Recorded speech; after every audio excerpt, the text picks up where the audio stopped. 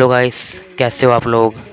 अरब के रेगिस्तान में रेत का ढेर नहीं, वहाँ पर कब्रिस्तान है उन सदियों पुरानी दास्तानों के लिए जिन्हें सुनने वाला जिंदा नहीं रहा।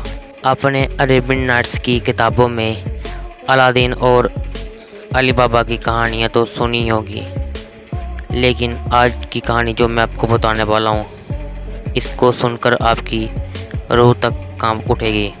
मैं आपको उन बिन हजारों कहानियों के बारे में बताऊंगा जो शाहजाद ने कभी नहीं सुनाई, क्योंकि इनकी स्टार्टिंग ही मौत से होती थी।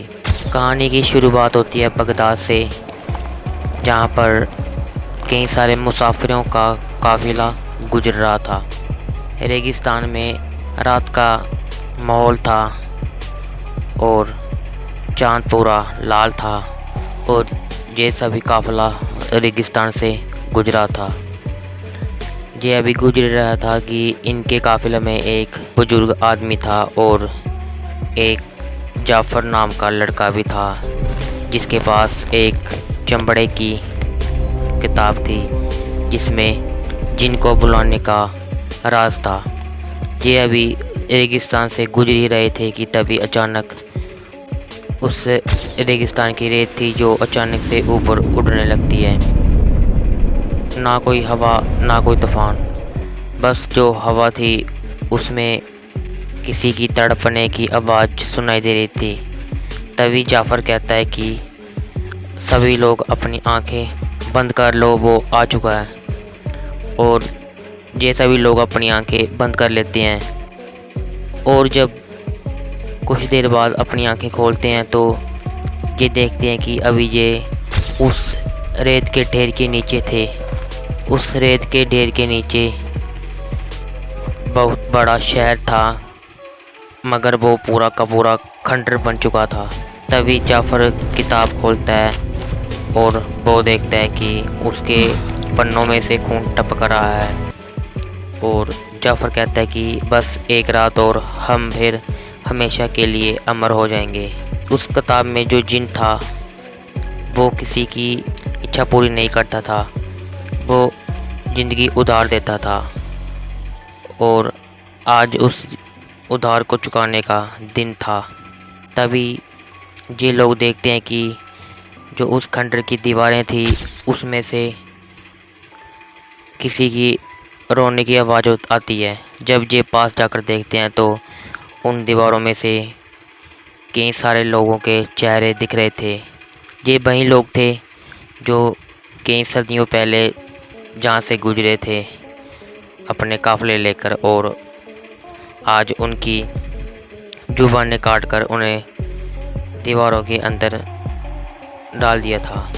तभी जाफ़र का जो वफ़ादार आदमी था जैद, वो अचानक से हवा में उड़ने लगता है और अचानक से उसका पूरा शरीर मुड़ जाता है। और उसका शरीर ऐसे मुड़ा था जैसे कोई रुमाल को निचोड़ता है, वैसे उसका पूरा शरीर मुड़ गया था। और उसकी जब मौत हो रही होती है तो वो आखिरी बार चिल्लाता है तो पूरे रेगिस्तान में उसकी आवाज़ गूंजने लगती है। और तभी अचानक जाफ़र के सामने एक 10 फीट लंबी परछाई खड़ी हो जाती है। वो परछाई नॉर्मल तो बिल्कुल भी नहीं थी। उस परछाई के सिर पर सींग की जगह बहुत सारे सांप थे जो कि जिंदे थे। मालिक उल मौत का साया था वो।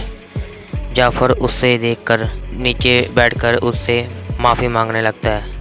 वो कहता है कि मैं इस किताब को जला दूंगा, आप मुझे बस माफ़ कर दीजिए। तभी वो साया उसे कहता है कि तुम्हें माफ़ी तो नहीं मिलेगी। और तभी वो साया उसके पास आता है और उसके कान में कहता है कि ये किताब मैंने नहीं लिखी है, इस किताब को तुमने लिखा है और इस किताब को लिखने वाले भी तुम हो और जितने भी कत्ल हुए हैं इनके जिम्मेवार भी तुम ही हो। और ये जो किताब है, अभी ये किताब नहीं, ये तुम्हारी मौत है। इस मौत से तुम कभी भी वापस नहीं निकल पाओगे।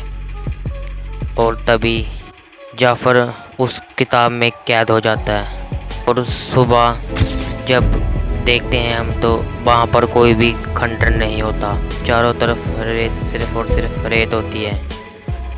और आज भी कहते हैं कि अगर वहाँ से कोई गुजरता है तो उस जगह नीचे से किताब के पन्ने पलटने की आवाज़ आती है और किसी के चिल्लाने की आवाज़ भी नीचे से आती है। Good bye.